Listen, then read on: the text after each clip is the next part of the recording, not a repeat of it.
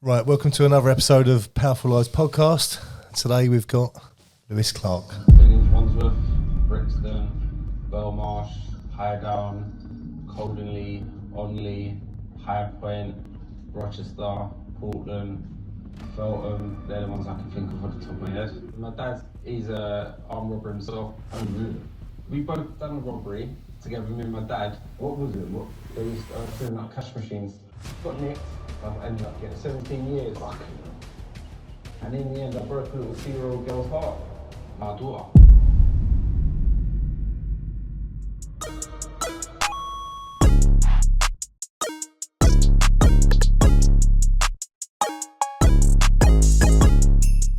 What's happening, mate? How are you, mate? Thanks for coming in. Good. I'm all good, thanks. You've got some story. Yeah, I've got some stories to tell on that. It's very interesting. I've been following you for the last few years. I love your story. Quite a lot of madness for someone who we've just found out not as young as we actually think you are. But yeah, let's start at the beginning and take us back to where you actually grew up and how you end up doing 16 years in prison in total. Yeah, so I got ended up with 17 years altogether. Done half of that. So I grew up in Battersea, South London. Grew up on an estate called Patmore. And do you know what? I had a very good childhood growing up. Even though Dad was in and out of prison from a young age, I was always taken care of. Like, I've never gone without. But yeah, obviously my dad's an old school armed robber. And I used to look up to my dad. I used to think my dad's like Superman, you know? Like, it always never let me down. And I kind of started following in his footsteps. So primary school wasn't too bad. Had a good primary school. Secondary school, was getting suspended every other week and kicked out. Then it kind of started from the age of like 14. Started selling cannabis. And I was making quite good money from a young age on my push bike, just selling £10 and £20 draws on the estate to the boys and that. I'm guessing as well you're not the only person on the estate selling drugs. Nah. So there was a few others, but it was good because as I started to get bigger, they was coming to me to buy their drugs. So I'd be supplying the bigger bits instead of running around selling £10 and £20 draws. So I was doing right out of it. How old was you when your dad first went into prison? Probably about 7 or 8, or maybe younger, because I always remember Mum dragging me around on trains and buses to go to prison visits. And it's like he was here one week and then he was gone the other week. And then just become normal. Just normalised, yeah. It would just become so normal. How much time has your dad done inside? He's easily done over 20. Really? Easily done over 20 years. That's 20 Christmases. So yeah, I'm 38 this year. So out of them 38 years, he's probably been in prison about 21, 22 years. Wow. But I've never gone without Christmases, birthdays. If I needed anything, I've always had, you know. Even though I'd rather my dad at home with us, he never let us go without. I suppose that's become the norm. That's that's the environment you've been brought up in, which is probably why you've then gone into them sort of footsteps. And were you not worried about prison? Not really, because where I grew up on the estate, it was like when one of the boys went to prison, they'd come out and they'd kind of be celebrated. Like, yeah, he's gone to prison. He's like earned his stripes. He's earned his stripes, sort of thing. It's only because I got older now I think, oh, Lou, you're a dickhead for going to prison. Do you know what I mean? But at a young age, I went to Feltham. Feltham was my first ever prison I went to. And let's just start back. So I was selling drugs, selling weed, doing very well. I started getting a bit bored. And I wanted to kind of get into the other things of doing robberies. And my dad's, he's done banks, jewelry shops, and all things like that. And my first ever thing I'd done was a cash in transit van in Streatham. And do you know what? These things used to excite me. I used to have sleepless nights over cash in transit vans. I'm going back to like 2003 and 4 when there was a bit easier to do. But I remember there's filling up a cash machine in Streatham. And I've run over the road with my Cody to grab the cassette, grabbed it.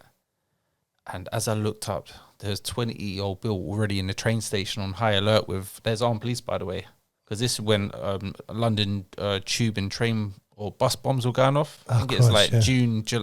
June 2005 or July, something like that. I've run in a train station. I grabbed the cassette. And I've looked up and I've seen all the old Bill already with the guns. I was like, oh my God, I've already got the cassette in my hand now. I've got to go. So me and my Cody's made off on foot. All the old Bill chasing us behind. I've frisbeed the cassette at them to try and hit in them feet to knock them over and stuff. I've actually got away from the police. I've actually got away from them. Got back to where the motor is. My driver wasn't in the car. No. My driver wasn't in the car. So I've looked at my Cody. I said, we got to keep going. Carried on running up this road. If you know Streatham, there's a club there called Caesars back in the day. So it was at the back of Caesars, that long road. Carried on running. Looked at my Cody. I said, we need to just keep going. Anyway, I've come into the middle of the road because I looked behind and seen the driver. And I'm like, come. But when I'm doing this, the police near the driver. So as I'm doing that, a police van's pulled up behind me. I'm knackered. I am proper knackered at this point. There's no more running for me. I'm knackered. I've looked at my Cody. I said, listen, we're going to have to put our hands up to this one straight away. We're going guilty to get off. I think like 30% off back then. So anyway, as we're getting nicked now, my driver has decided to drive past us as they're putting us in the back of the van. And I've looked at my Cody. I was like, you wanker. And in court, what the police said, you know when I said I was in the middle of the road telling my driver to come? In court, the police said I was in the middle of the road doing a money sign to the police because they didn't actually see my driver. So they had no idea what I was doing. I'm telling my driver to come. But because it looked so unplanned and so unprofessional, I got 3 years in Feltham. So 3 years, do 18 months. How old was you then? 18. Who planned it? Oh, I can't remember now. Badly. I might have to put my hand up to that one. Sorry, Ian. Ian was my Cody. Fucking hell. Yeah, not good. Not good, man. Yeah, not the best. It sounds like something out of Snatch. Oh, I would love someone to make that put that into a movie because that'd be so funny.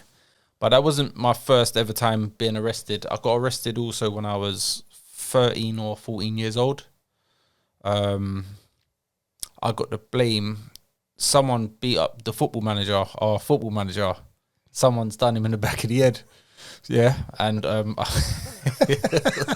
I shouldn't laugh, but someone's done him in the back of the head, and I've got the blame for it. And I've been nicked for GBH because it's split his head open, wherever it hit. I don't know what hit him or whatever. I got nicked for GBH, and I was sent to Balham Youth Court. And my dad actually took me, and he obviously gave me some stick and that, whatever. But I said, Dad, it wasn't me or whatever. And I went on trial, and I got not guilty. They found me not guilty because they said they see there's a few witnesses come to court who said they see someone else do it. So that's my first ever case. Touch.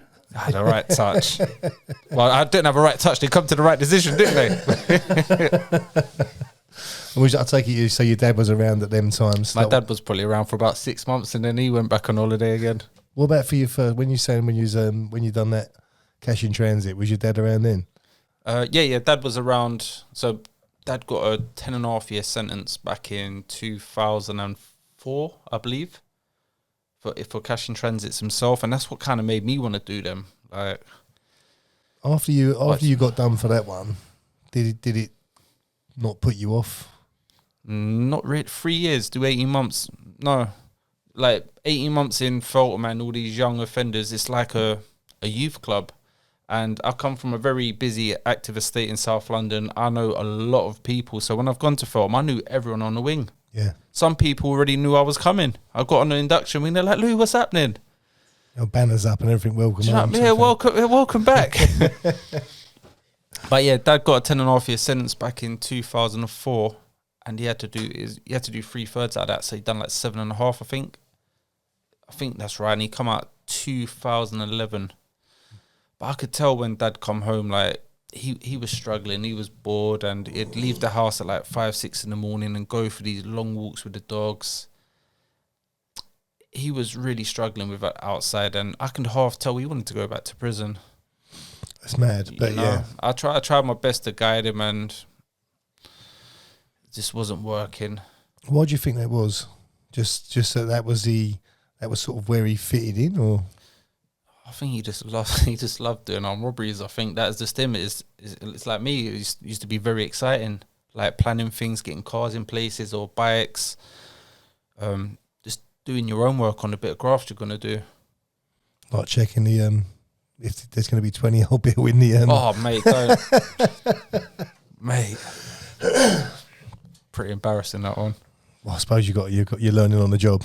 Learn as you go, don't you? Yeah. Win some, you lose some. I can't listen. I never complain. Even when I got my 16 years, I didn't moan about it.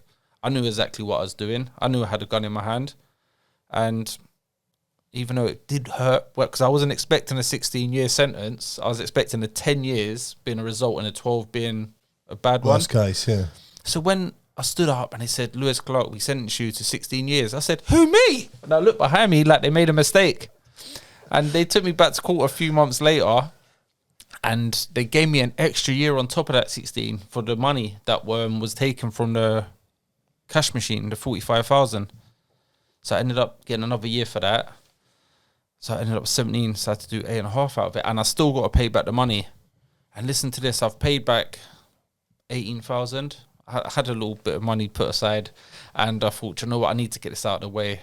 So I've paid back £18,000, but while I was inside prison, it's gained, I think, £11,000 interest. Wow. So I'm still like nearly 15,000 in debt. You're paying it for the rest of your life. Yeah, at the moment I can't really afford it, so I'll just give them like 30 or 50 quid a month at the moment. Yeah, harsh. But yeah, I can't. Listen, I need to stop moaning about it. It's my own fault, innit? But even though they're making it harder for me because me coming home knowing I still owe 15,000, it's like they want me to go and do another armed robbery so I can try and pay back that one, but they're only going to give me a life sentence. If I get nicked with another gun, it's just going to be a life sentence. So I thought, you know what? My daughter's more important. I can't do it. How old's your daughter now? She's 13 this year with crazy attitude. I've got 4 girls, so I know. Oh, mate, I feel your problems. pain. Yeah. I'm only 22. Look at me. Oh, you stud. I wish, but no, yeah, it's hard. I think like the kids put life into perspective, don't they? You know, it's like you have to think how many more birthdays you're going to miss. Oh, I can't breathe. Mate, I broke her heart, man. I remember I said this a few times. Like I remember our first visit. She's 2 years old. She can walk. She can talk. And she's coming to visit. We had a great day. Just playing with her, giving her loads of chocolates and crisp on the visit. And it come time to leave the visit, and she's like, I said, Hallie, you got to go home now, darling. And she's like, oh, you come home now, daddy. You come home now, daddy. And I swear to God, I get goosebumps every time because these are like my go-to words. So when she said that, I got a big lump in my throat, holding back the tears. And them tears weren't because I can't do prison. I can do prison, but I can't do breaking a 2-year-old girl's heart. Yeah. That it done me. I said to her, Mum, please take her now. And them words, they're kind of like my go-to words now. When I hear them, like, you come home now, Dad, I'm like, yeah, I need to do better with my life. Yeah.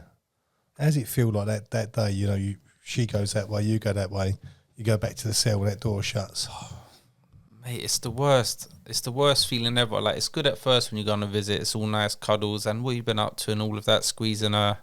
You go back to your cell when you're sitting there. What have I done? What have I done? It's all right when your mates come up on a visit. You just take the piss out of each other, don't you? Yeah. And I'll go back to myself feeling absolutely fine, sweet. But when that little girl used to leave, I'd be in trouble for about a week. I'd be on a proper downer for about a week. How often could she visit? So it was all good for the first couple of years. I'd see her like every week for the first year. And this goes for friends as well. So the first week, I'd be having a visit every week. The second year, 1 visit every month. Third year, 1 visit every 3 months.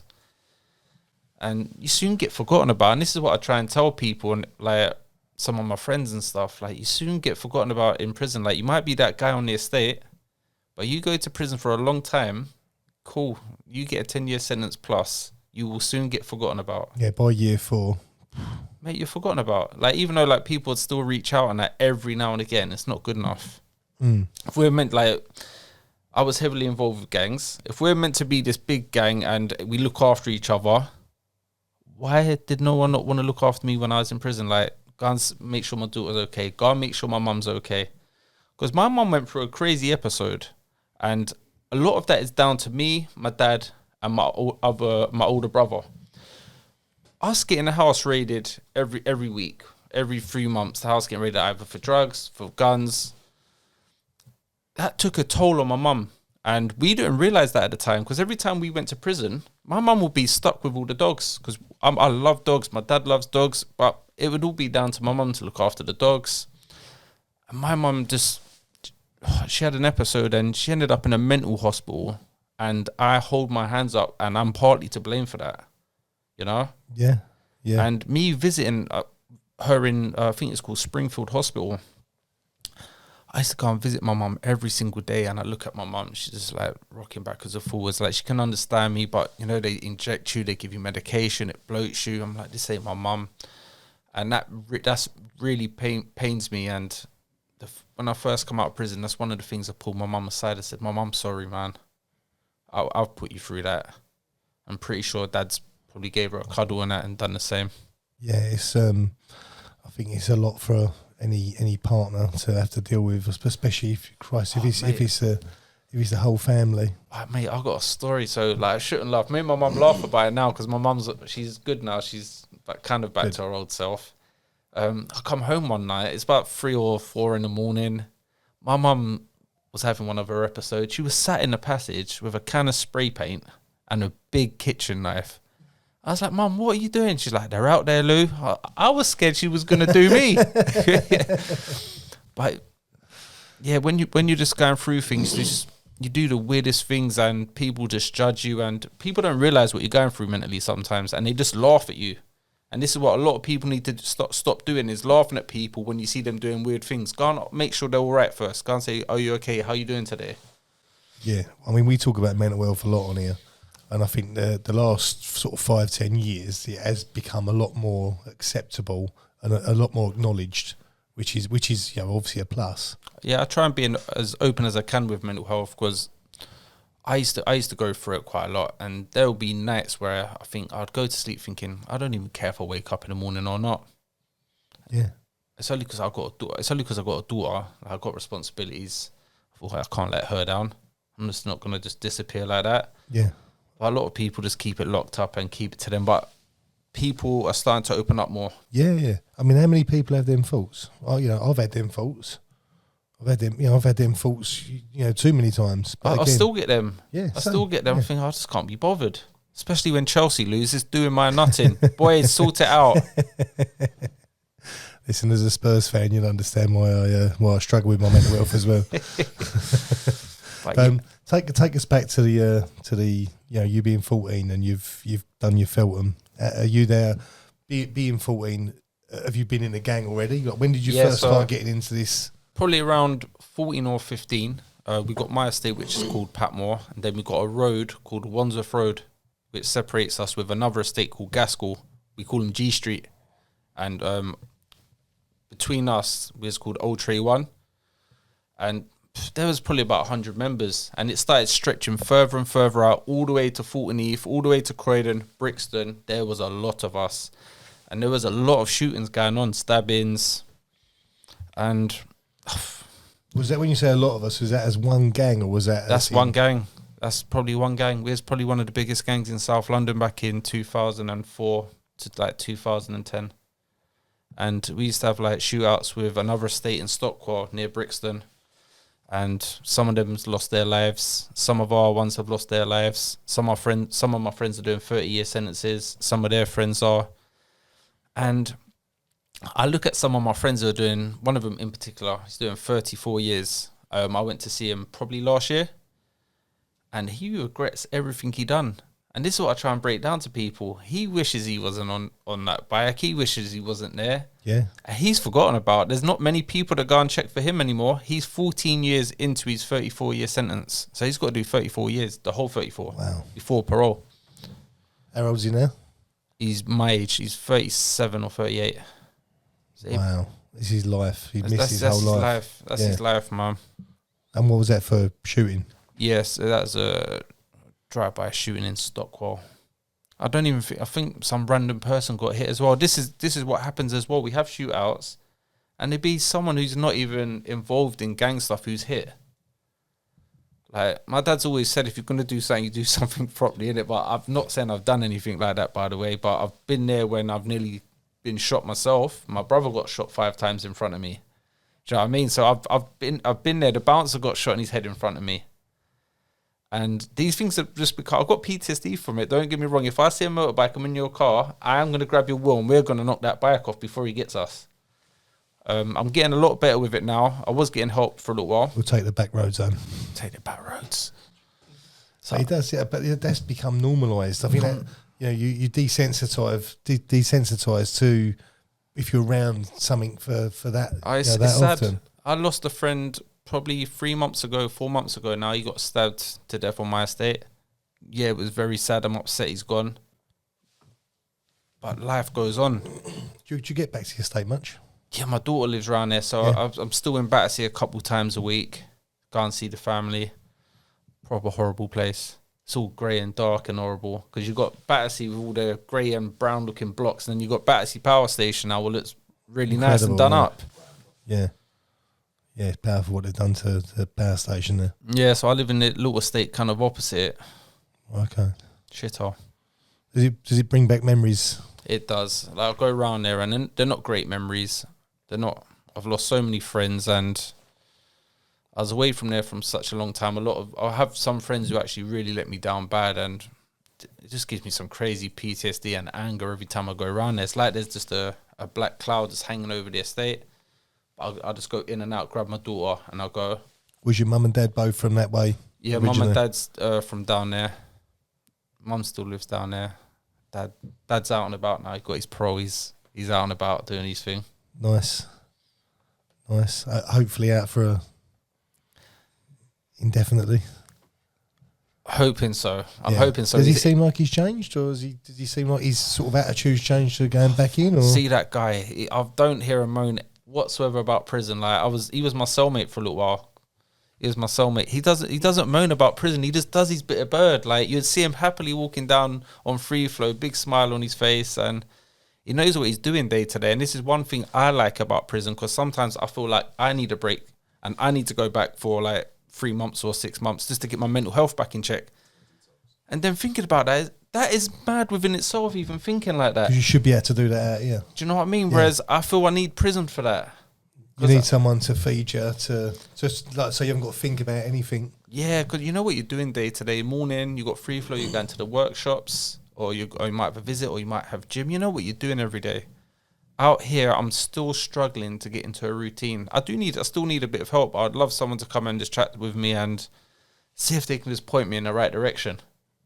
But coming back to Dad, yeah, he better stay out. He's 60 years old, and he's not. If he gets another big bird, he's done. He'll end up dying in there. Yeah. Which he'd probably enjoy as well, anyway. Sadly, isn't it? It's like, Sadly, yeah.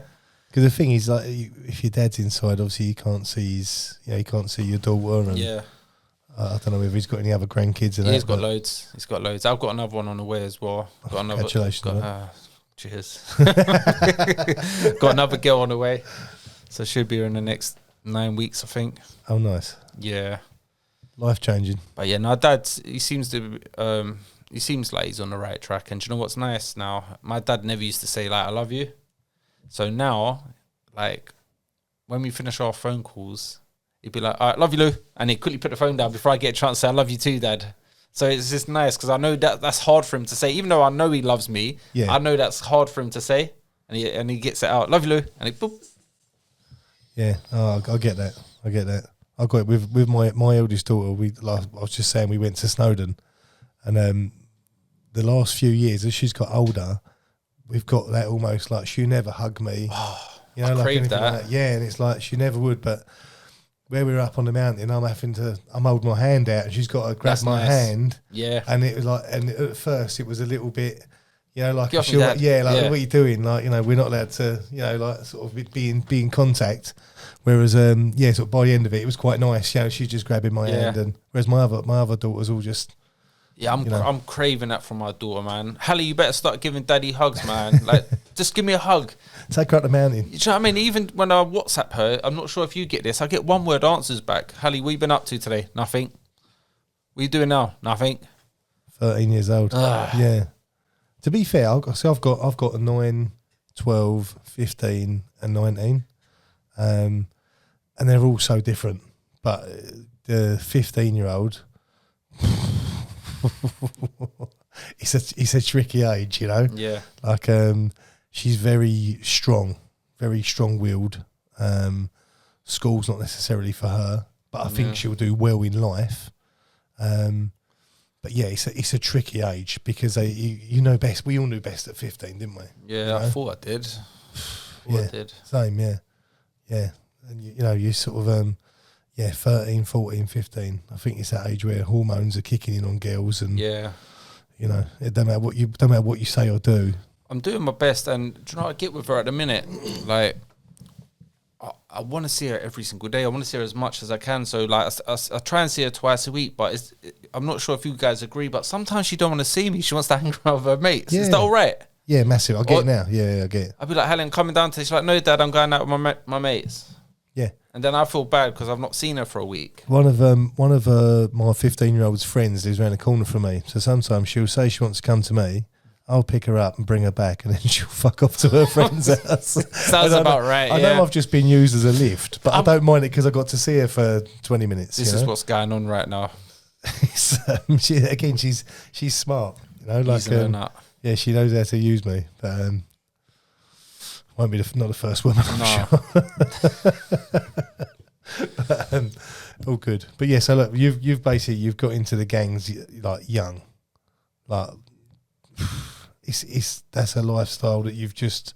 I don't suppose was there any option not to be in that? Like, was everyone? I'll tell you what it was. All of my friends heavily involved. Some of us wasn't as much, but we had the same friend group. Because I wouldn't say I was proper in it, if you know what I mean. But if I was there and something happened, I'm gonna be involved. I'm not just gonna let something happen in front of me.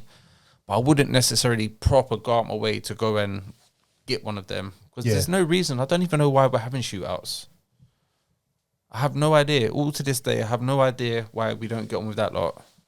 It's not until I went to prison and I was away for about 5 years at this point. I bumped into about 5 or 6 of the guys who were meant to have trouble with. I was like, oh, God. And I was the new person on the wing. So I was like, here we go. But I was a lump at the time anyway, so I really don't mind having a fight. But as the weeks and months went by, it started with a little head.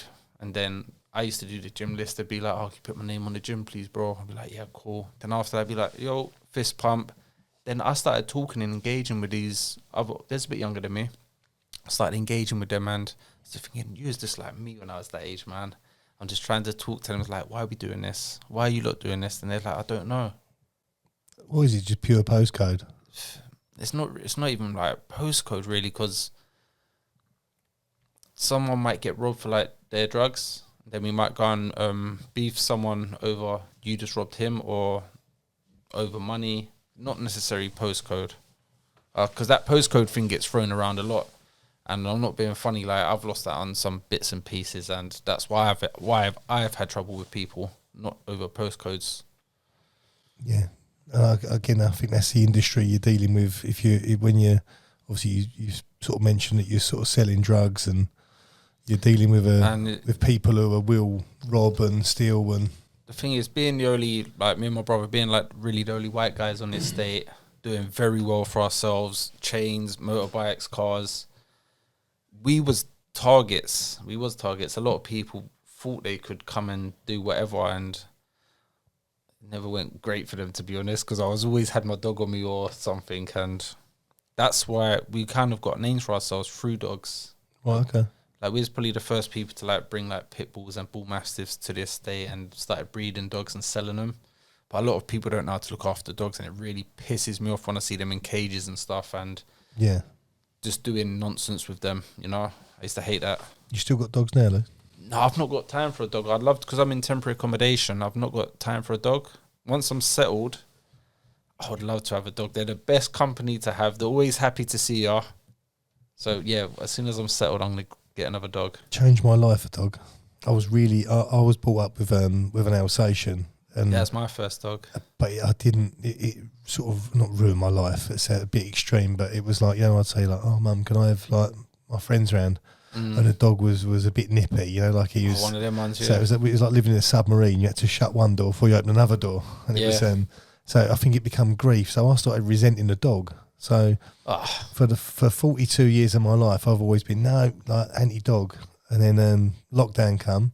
I followed the route that everyone else done, went and got a cockapoo, and now like I wouldn't let it leave my side. Mate, I love dogs. They're pucker, man. Yeah, I'm so glad I've done it. You know, sort of. They're so happy. Like you could be having the worst day, come home, your little boy's just there wagging his bum about, happy to see ya. Love it. Yeah, I think I think they're therapy dogs as well, aren't they? You know, like you say, you know, sometimes you have a little down day and he'll come and sit on your lap and you think, cheers, mate. Yeah, my missus has got a cat. He's really annoying, man. He actually pisses me off. Like, no one likes cats. He doesn't come and sit with us. We've got you so you can come and chill with us and sit on our laps and we can stroke you, but he won't come and sit with us. He's standing over there looking at us with his weird eyes. They like to just sit in a corner, don't they? He's such a mug. Oh, mate. But so you've going back to this, you know, like this environment. You're in this young, you know, you're a young kid on this estate. It's far from ideal, especially and I'm guessing now it's probably got worse, not better around there.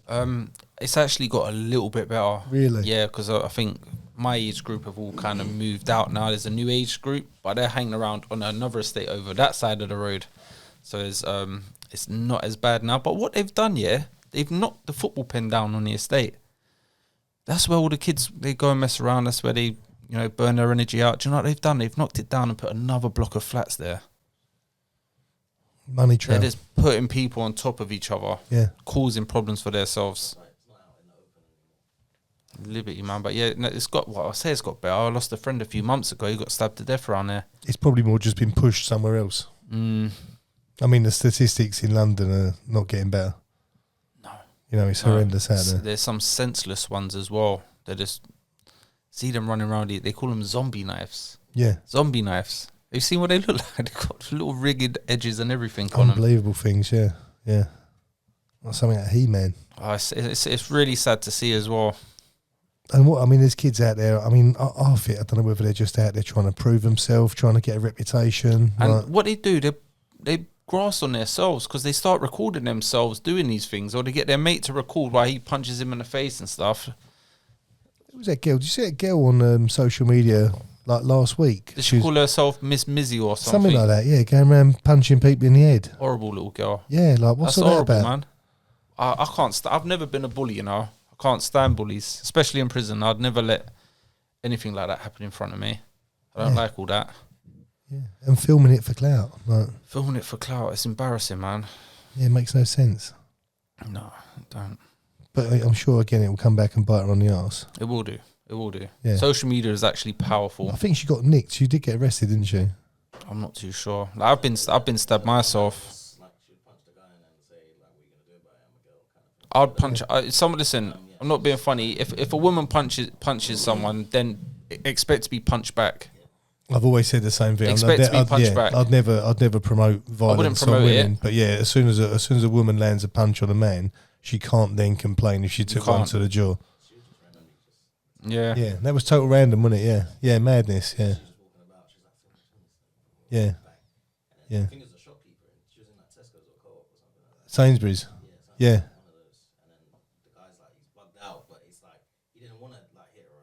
Yeah. Now he's like, I'm at work. Like, yeah. She knew that because she's punched him and she's waiting at the other end of the aisle now. She's like, yeah. Antagonising him, yeah. Yeah. And what happens? The thing is, what happens there? Listen, if he walks up and you know, gives her one, then what? He's going to be jumped on by people. Yeah, because I'm sure she's got a woman. Yeah, she's young, isn't she? Yeah, but listen, I'm sure. Hopefully, she'll realise the errors of her ways. Who knows? I don't know. We'll find out. I remember one day weighing up. I probably had about 3 boxes of weed. Obviously, it's a kilo a box or whatever. And I remember we watched Lord of the Rings, the trilogy though. Do you know how long they are? That's like 6-7 hours. I spent 7 hours putting bits into like 10 and 20 pound drawers. That's how long it took me. I watched the whole trilogy, just putting all of it into little bits and pieces. Because a lot of people sell like white and brown, and I was making very good money from selling cannabis because I've never been into hard drugs. I don't take drugs either. And one of the reasons why I didn't sell hard drugs because I used to see close family members on it and people who I cared about on it, and I couldn't be the one to supply them. Even though they're going to go and get it from someone else, I'm not going to be the one to supply them. So that's why I always stuck to cannabis. And I'll go through a box a week in little bits and pieces. Wow. Yeah. Big money. It was big money for me, like me and my older brother. Do you know what I mean? The reason why I don't say too much because I want to write a book and I've got loads of stories I need to put in there. So I can give you lot some. Do you know what I mean? So I do hold back sometimes when people ask questions. Well, I keep trying to chip into it. I'm like, come on, Lew. Yeah. Come on, give us something, Lew. Do you know what I mean? But no, I mean, but like talking about like mental health. What's going through your head then? You're a young kid. Like, you must sometimes shut the door and just think, what the fuck's going on? No. Never. No. It's just not, in the madness of the moment. It's not until I've done this big sentence I started thinking, what the hell, that's not normal. Whereas at that age, when we used to have shootouts and I go back home and I'm thinking, blimey, that fella got shot in his head. And I'd lay there for about 5 minutes and then the thought's gone again. That's mad. Cracking on with my day. Phone starts ringing, Lew, can I have a £20 draw? Lew, you got a tip Benz there. That's mental. You know what I mean? Or, oh, so-and-so's been nicked for that shooting or that stabbing. Oh, is it? Oh, shit. Cool. The world goes on. Normally, like, you're high on adrenaline. And once your adrenaline goes, you sort of think, what the fuck? The amount of times I've nearly died, like, from being shot. Like, I remember even when my brother got shot 5 times, they've pulled up on a motorbike walking down Wandsworth Road. It's a summer's evening. My brother's got these stupid sliders on. Anyway, we're walking, me and my brother, and so my brother and my other pal behind me, I'm in front of them, all my other pals in front, walking, the motorbike's pulled up, boop, boop, boop, boop, boop, started letting off a machine gun. Like, my brother started laughing, he's like, what the fuck is that? But he's running these sliders, but the first shot has hit my brother in his Achilles, and it's dropped him. Then my other pal's been shot in his shoulder, his little finger's been shot off, and a couple in his legs, in both legs. But my brother can't run. He's already on the floor. He's out. He can't run no more. And I've got to the bottom of this hill. But as I've got to the bottom, I've already pulled my phone out, ambulance, because I thought my brother's dead because they've stopped the motorbike, got off the bike. Finish him off. Continued to shoot my brother. And I was on the phone to ambulance, like, can you come pick my brother up? He's dead. Here's where we are. And I put the phone down. And as soon as I see the motorbike drive off, I've run back up the hill, see my brother, he's still talking. I was like, oh, he's cool, he's alive. Because every shot was hitting him, I was watching it when they were shooting him, he's like, oh. With every shot I was hit, I was like, he's gone, I know he is. And I didn't know what I was thinking at the time, but I've run back up the hill, pulled his clothes off, I was cover up all the holes on his back and on his bum and his leg. I just tried to cover up as many as I could until the ambulance got there. How many times was he shot? 5. But that poor fucker's been stabbed 5 times, shot 5 times, and he's still breathing. Like, he's still walking about. He walks with a bit of a limp now. He does, yeah. Yeah, he's proper got a rude boy walk, as my dad would say. He's got that Achilles shot's done him, mate. But yeah, even with that situation, I've never been asked if I need help, or obviously I didn't talk to the police because I don't remember anything. Don't remember what colour the bike was or the person was. I don't remember none of it. Really, it's all a blank, all a blur. Like, do you know what? See, from that shooting, yeah, see the people that done it. I've said this. I don't even want them dead. I just don't ever do that again. Like, you got a family to go back home to. You got people who actually care about you, and you're out here doing stupidness. And that same goes for all of my friends. Lads, we're out here doing stupidness. We got people who care about us, and we're out here doing stupidness where we can get ourselves 30 years or get killed. Yeah, I was going to say, or worse, get killed. Yeah. What are we doing? Like, you imagine your daughter. It was hard enough for your daughter to come up to prison and have to leave without you coming with her. You imagine her visiting your grave. Yeah, exactly that. You know, exactly that. Harsh. But yeah, no, it's hard to come away from, but all my friends can see what I've been trying to do since I come out of prison, so they kind of respect my journey I'm on, and they just leave me to it now. Yeah, yeah. What's the like, is your brother sort of the same, or did your brother get big time as well? He's done a bit of bird. My brother's done bird for drugs. I think the most he done was a 7-year sentence, I think, and then like 4s and 5s and things like that. Is he still living back round there? Yeah, he's still living in Battersea. He needs to come away from there. He's doing all right though. He does paint and decorate. Now he's on a different journey. Now he's come away from all of that. Yeah. But I don't know what goes on through his head. Like, we've had conversations, but not deep ones. Like, how do you feel after that? I'll let you come in with where we was, yeah. Let me come in, will ya? Yeah, I think we was talking about the recovery, weren't we? So yeah, my brother, I think he done about, both of them, him and my other pal, done about a week in hospital. Your other pal was shot as well? He got hit 5 times also. Oh, you're joking? And the poor fucker had a broken leg at the time. So his leg was already in a cast and he's been shot in a broken leg. No. I shouldn't laughed because he got shot in his broken leg. No. Yeah, through the cast and into his leg. Is he? I mean, I take it he was okay as well. They both fully recovered. Both 10 fully bullets. recovered, yeah. Because do you know what? He was on because he had a broken leg. He was on a push bike, so he's using one leg to like just roll him. So remember I told you I went down the hill, he rolled down the hill on the bike, but he collapsed further down. I shouldn't laugh, but he collapsed further down on the estate where he got an ambulance. I don't know why I'm laughing, but it's just the scene. It's the scene, yeah. It's just weird because in the same location there was a bar called SW8 Bar, and there's still bullet holes to this day in the metal framework. And this is when, standing outside, people all going into the bar. Someone's coming in the middle of the road with a machine gun, started letting off again.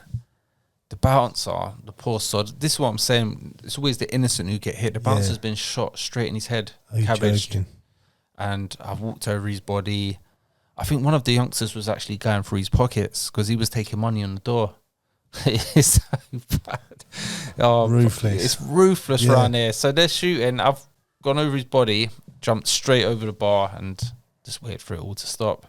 Then I've come out and fucked off back to the estate. Don't wait around for police, and I just fucked off. It's just like lock stock. Literally. Yeah. It's like, I sleep sometimes and I can still hear exactly, and I can still picture the whole scene in my head. And I used to question myself, Lew, like, did that really happen? I thought I was going mad at one point. I was like, no, that didn't happen. I had to go on Google, shooting at so-and-so, or put my brother's name in. Did he get shot? I was like, did this happen? I was thinking it really did. And so the bouncer's alive, but he's ruined. He's dead. He died. The bouncer died. Yeah, bouncer died. I did make a little mini documentary on my YouTube channel about it. I wish I'd done it a bit better. I wish I'd just done a lot of it on phones and stuff, like I said. But yeah, no, it's always the innocent who get hit, and it's not nice. No, it's awful. Yeah, again, it's someone's son. Yeah, someone's father. So that is a near-death experience for me. My brother being shot was a near-death experience for me, and the other one was on my estate. They've done it really good. They've crept up around the whole of the block. Oh, this is twice actually they've done this to little shits. They've got one time they come around this side of the block, let off a shotgun. They could have got us really if they wanted, but they was half scared, I think, when they done it, because they let off from a distance, so people only got hit with little pellets and that. My friend still picks pellets out of his head to this day. Really? Yeah, and the other time was at the same location, the same block. They pulled up in the car, done it really quietly, and then started letting off. We could see the little fire coming out, and no one got hit. I don't know how anyone didn't get hit. There's about 15 to maybe 25 shots got let off that day, and I was behind a little brick wall. So I've had like 4 near-death experiences, and plus I've been stabbed myself. But I got stabbed in Reading. Yeah, of all places. Like, I've all this trouble in London, and I've gone to Reading for a good night out. And in a little club, I think it's called Rhino or Mango. This is back in 2007. I'll get my years mixed up, man. Anyway, having a great time in the club. The bouncers have started. Well, maybe my pals have started, and the bouncers come to stop it. Anyway, we've done the bouncers. But what we didn't realise, the bouncer's younger brother and his pals were in the club. So when we've come out, I didn't know, but I've tried to run back to the car. I've run straight into a group of boys, and I thought, oh shit, they started swinging at me. So I thought I was doing really well, like having a fight with them, but one of them managed to plunge me in my back. But I didn't know. It's not until I got back to the motor, my pal started driving, like someone's thrown their fucking drink on me, and I've done that on my back, and I see the blood. I'm not very good with blood. Passed out. Gone hospital. and I'm laying in one bed. My pal Debo's in this bed because he's been smashed on the edge. You know them big metal torches? Yeah. He's been done. The bouncer's done him in the head. I didn't know he'd done him in the head until we got to the hospital. But Debo, I kept passing out. And Debo was slapping me. Wake up, you stupid dickhead! He's waking me up and that. And I only got 6 stitches or something like that. But it was just the blood. But anywhere else in the body, I could have died. Yeah, It doesn't matter. Yeah. If you get stabbed in the wrong place, like a couple inches in, you could possibly die.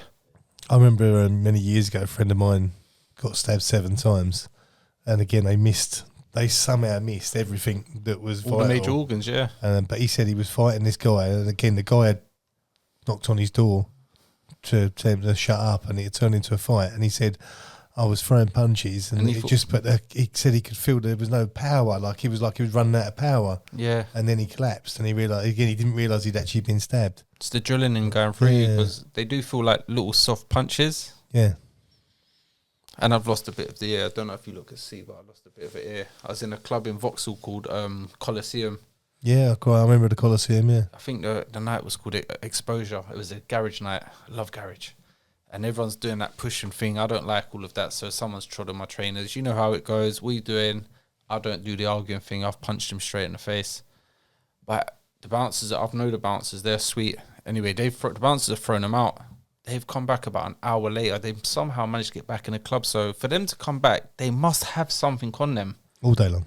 So I'm thinking, I've either got to run. I'm not going to be stupid here. I've either got to run because they've got a knife on them or just crack one of them. My pal Blacks has said, Lew, that fella you smacked is standing right behind you. I said, yeah. And I've took one step. I've turned around. I've cracked him. I've knocked him spark out. I was like, yes.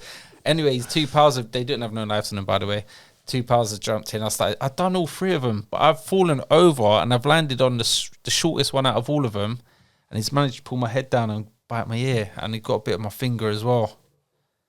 But even that, it was over stupidness. And if I was to see him now, I'd probably say, you're right, bro. Like, do you remember what happened that day? I was like, let's just leave it there. It's all good. You know, that's something I could let go. And this is what a lot of other people need to learn to do as well. Just let go of previous things and stop holding onto your feelings. And you will enjoy life a whole lot more. Just let go of that. Since I let go of that situation, my brother being shot, that happening to my ear, I've got less worries. I don't have to worry about them no more. You must have been so stressed without even realising it. You know, you can't walk around not sure when you're going to get shot or stabbed, or it can't be a nice way of living. No, when I first come out, my head was like constantly left, right, and I think I've got a bit of arthritis in the neck now from all that movement. But yeah, I still constantly look. I've got a really bad habit of looking into people's cars when they're driving towards me. Like, it's not like I'm looking for trouble, but I'm just making sure I don't recognise anyone or if they've got something on them, because you just never know. I used to be a little shit growing up, so I don't know if people are still holding feelings against me, what I've done. Yeah, because you've changed. It doesn't mean everyone else has. It doesn't mean they've changed. So I've still got to kind of be alert, and I'm hoping some people have changed, you know. How old was you when you got your big sentence? 26 or 27. I was in... I know we keep going back because of falls, but when I got my 3-year sentence, I come out after that, after doing 18 months, and I got back into selling drugs. And I didn't realise, but I was on Obo, so the police were watching me as soon as I come out. So I only lasted 6 weeks. They had pictures of me. I had a metal gate, then my door, then a metal gate. So I used to open one gate and I used to pass the drugs through or whatever. They had pictures of me passing drugs through, and it's crazy because the fella they see me passing the drugs, it's only 2 ounces and a Q of weed, cannabis. I think it's like 250 quid back then. He got a £70 fine for possession, and I got 10 months in prison for supplying. But what was good about it, as he was being searched outside my house, I've got a phone call saying, Lew, your mate's getting searched outside the house. I know he's got drugs on. And now I know all they have to do is make one call to get a warrant to come in my house. I had 2 duffel bags full up with like 20 pound bags and ounces and Qs and half ounces. Loaded them up, got out the back door. I've managed to get away. But obviously they've already snapped the pictures of me. Yeah. So I've got 10 months for supplying. Could have been a lot worse. Could have been a lot worse. Yeah. So yeah, I went back to prison for 10 months, ended up in Wandsworth. Now I'm an adult now. So I went to Wandsworth, and while I was in there, this is something I can't really talk too much on because it's going to be all be in the book. But I got charged for a very, very heavy charge. Not rape, by the way. It wasn't one of them charges, but it's a very big charge. And I ended up in Belmarsh for 2 years. So I ended up in Belmarsh for 2 years. And thank God I'm not guilty for it. Wow. So I was basically in jail from 2005 to 9. I was out for a few weeks here and there. Wow. But that's going to be in the book. See, I know I keep banging on about mentally, but like it's a stressful life. You know, I know. Listen, people work 9 to 5 and have stressful lives, but fucking hell, Lew.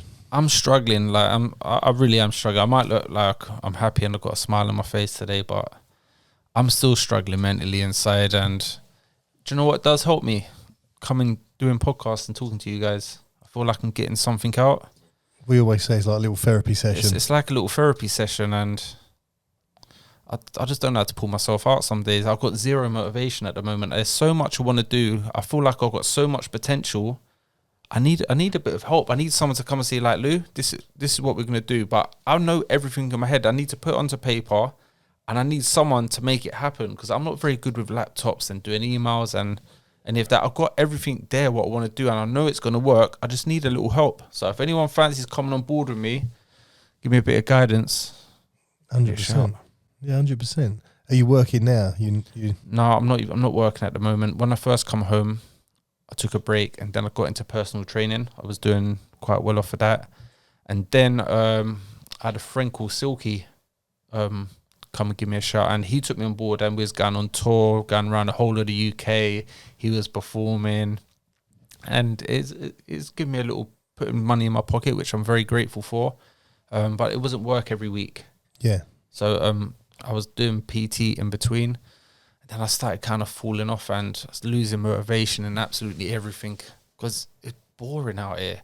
When I used to do robberies, I used to get so excited thinking, yes, that's turning up today. I'm going to get 40 grand from this, leave it a few weeks, and I'll go and do the other one at the other stop. But you got to find something that fucking excites you now. I need something to excite me now, and I believe I've got a lot of potential, like I said, to make something to really better my life. I just need a little bit of help. Yeah, we're putting things down, making it happen. Yeah, there's a lot of angles. There's a lot of angles, and I realise there are a lot of doors open what I can go through. I just need a little opportunity and a little bit of guidance. A little bit of luck as well. Stop thinking I can do everything by myself because I can't. And you, I mean, is there anything in you that I'm sure there is that's trying Anything to drag you back? Definitely not. He's had a long time in prison. You never know. Not my type. Like, are you completely done with prison? Yeah, I'm done. I'm done. I could never break my daughter's heart or my family or let myself down because I've had some good support since I come home, and I don't want to let people down. I know you said off camera. You said about you'd done some talks at Feltham. Yeah, Feltham. That went really well because it's very hard to get these little youngsters to engage with you. And once they was engaging, I enjoyed it. We was having backwards and forwards conversations, and I was getting a little nods of the head. So I knew they was listening. So I'm hoping to do that in a few more prisons. I went to Pentonville as well not so long ago. So I'm hoping to get invited into a lot more schools and prisons. I think that's great because, again, listen, if you could change, like, you wouldn't want your daughter or your daughters soon living the life that you've lived. I'm sure, you know, like, although it sounds like your dad was more than happy for you to sort of follow in his footsteps. No, I'll be honest, he wasn't. My dad has always tried to guide me to get a job, to get a trade. Them words are just in my head. Lew, get a fucking trade. That's what he used to say to me and my brother. But it's hard taking that advice from someone if they're not doing it themselves. Yeah, of course. Like if my dad was a grafter and he's working on a building site or scaffolding and he said, Lew, you need to get on the building site with me, I might want to listen. Yeah. I can't take advice from your dad if you're not doing it yourself. Like, he had all the good intentions. When I was 15, 16, he'd get me jobs with his pals, like going painting and decorating. My dad even owned a gay bar. He owned a gay bar in Camberwell. Oh, it's proper gay. But I used to do all the... I used to do That's the best ones. Mate. So I used to touch up all the walls and that in there. But I used to go and fill in all not open myself here, am I? But I used to go and do the painting and stuff there. Anything that needs touching up. Then he went away and lost his club and that. And I was like, Dad, this ain't for me. I mean, he got me a job doing plumbing with his mate Paul. I lasted a few hours. I fell asleep. I said, this is boring as fuck. And the other one was he got me wanted me to be a mechanic, so he got me in the local mechanic in Battersea at the roundabout. He used to be at MG showroom. Yeah, I know, yeah. Yeah. So I lasted an hour, got oil down my clothes, and I can't be doing this. I'd rather be on my push bike selling drugs. So I said, Dad, they're making me do this, making me do that. It wasn't. It was easy work, but I just didn't want to get dirty. I think it's one of them, I suppose you were so used to easy money, quick money, lots of money. Yeah, I used to have training boxes just full up with money from a very young age. So like, why would I want to go and work for like a couple £100 a week when I'm making that every single day? Sometimes it'd be £1,000 a day I'd make just selling £10 drawers. But I suppose this is where the system's a little bit fucked, because you kind of get used to, you're acclimatised to that way of life, and the new clothes, the cars, Whereas now I do not care for clothes, trainers, jewelry. I've not got much money to my name, but I'm happy I've got clean clothes on my back. I've got like half right looking shoes and that. So it's not too bad. I don't stress about money no more like that. You sleep at night now. That's just about sleep at night. I still get little things pop up in my head. Oh fuck. Yeah. Rather forget about that one. But I'm definitely sleeping a lot better actually saying that. Yeah. Well, the thing is now as well, you've got your time to spend with your daughter, and you said you got another one on the way. Got another one on the way, and me and my partner go on a lot of walks. We're always in the woods, walking about. I just love going for strolls. Walking's my thing. That's my therapy. Just going for long walks. Yeah. Yeah. Well, I said we're going to do some mountains. Yeah. And just a naked ramble or something. Yeah. You come in. Where is Google? Where is Brokeback? Yeah, I enjoy all that stuff. I love that. I've always found this. I got into it about 10 years ago because I've had a stressful life, as I think most people have. In different ways. But I always found that just going out and just escaping into nature for a few hours, it does sort of bring you down. Have you ever tried to hug a tree? Never. Not just me. Now listen, lads. Just go when you're next out. Just go and not hug it. Just put your hands on it like this. You can feel. You can feel the energy. We had a friend of ours, Joe, come on here about a month ago, and she's very into what you're saying there, like basically just the surroundings and the energy from nature. Yeah. I think the older I get, the more we always say this, don't we? But things like that you would have dismissed 3 or 4 years ago. Now you think, I think there's something in that. Something in that. Yeah. And you do feel. I know, like I say, yesterday I was in Wales. Up the mountains. I'm a better person for it. Up the mountains with them little sheep, proper. No sheep were harmed in the filming of this documentary. But no, it was great. It's just, the stress has just gone, and I feel great for another few days. The only thing you got to deal with is the recovery, because your hips and your joints and that are really hurting after that. I'm absolutely ruined. I'm ruined. Yeah, I'm getting old now. I'm 19 stone. I'm too heavy. I need to drop a few stone. I'm not designed for walking up hills. Yeah, you are a big lad. Yeah, cheers. But it's one of them, It's like 10 years ago, I would have run. Oh, I did. I would run up and run down, feeling amazing. I struggled up and struggled down, but I got there, and I loved every minute of it. I was lucky enough to take me eldest up there, who's 19. Wicked.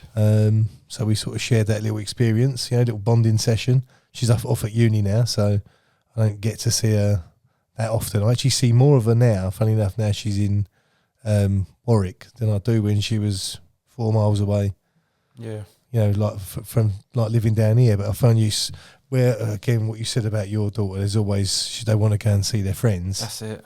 Whereas up there, you kind of make special trips to go and see them. And, if you're anywhere near, even though they live 10 minutes from where you are down here, if you're 40 minutes away from them there, you make a point of making the effort to go up there and see them. I'm going here, so I'll come across and we'll have a bit of dinner.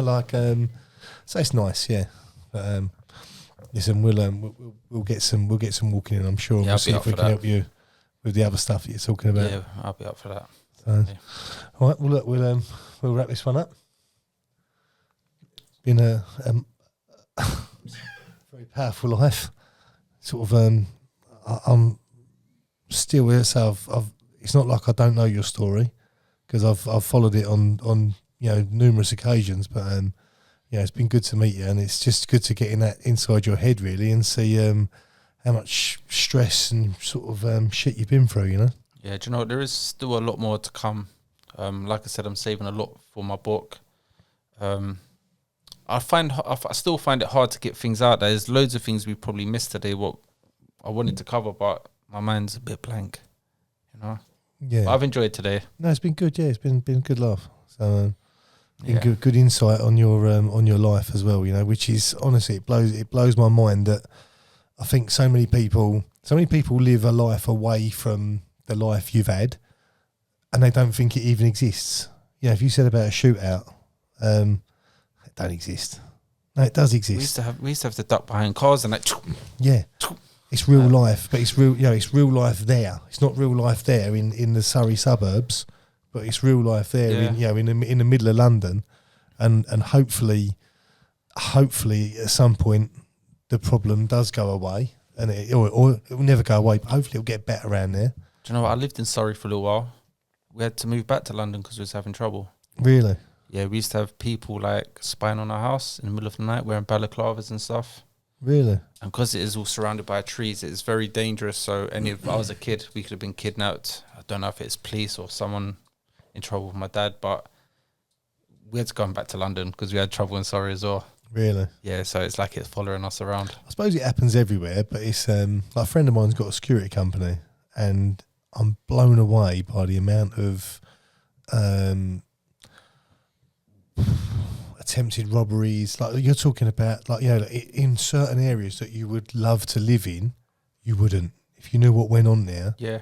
You know, these houses are being targeted every day. I'm not a burglar. I don't like burglars. No, I don't like burglars. But they're all travelling down. They're travelling down from up north, like, you know, sort of 10 strong, and they're going to do these. You know, they're all £4 or £5 million houses, and they're ransacking them on a daily. Like, it's a real eye opener. You know, like you say, most of us are quite privileged for that not to be the norm. But, you know, the more you sort of the more you read or speak to yourself, and you see that that was your life. Like, and I think your life will change. You know, like, you don't think of the consequences. You don't think what you put people through. Yeah. That day when I stuck the gun to the security guard, I don't know what goes through his mind every day now. Yeah. Like, he thought I pulled the trigger. Like, I didn't try to pull the trigger, by the way. That's what he said in his statement, that I pulled the trigger, but I didn't. I just stuck it to him, hoping he's going to give me the money over. Yeah. But because he didn't, I've had to gun back him about 5 or 6 times. I've knocked all his teeth out, which I'm not proud of. And I don't know what goes through his mind now. And all I could do is apologise. Yeah, he's probably got PTSD. Yeah, he's ex-military as well. He left the military to become a cash in transit security guard. Probably for an and easier that's happened life. to him. Yeah. But again, product of environment. You know, you was obviously that for you was the norm. Yeah, it was at the time, and I think the best thing that will come out of, especially yourself doing these pods, is that hopefully, if you can change one person's life, and like I say, going to do the talks in Feltham. Yeah. If you could change one person's life, it's a plus, isn't it? Definitely. But what I want to do now is I want to get involved in acting. I would love a movie role. So whoever's watching this, and you think I've got the look, let me know. Like, you know, like if I could play myself like an ex-armed robber, drug dealer, I might even be able to play a crackhead. I don't know. Who knows? But if there's an opportunity, just please give me a message. I'll be up for it. Perfect. Well, hopefully, if anything comes into us, you can contact us for work for Lew, or contact Lew. If it's anything to do with the OnlyFans, then obviously... He's your guy. But look, Lew, it's been a pleasure, mate. Appreciate it. Top Nice man. one.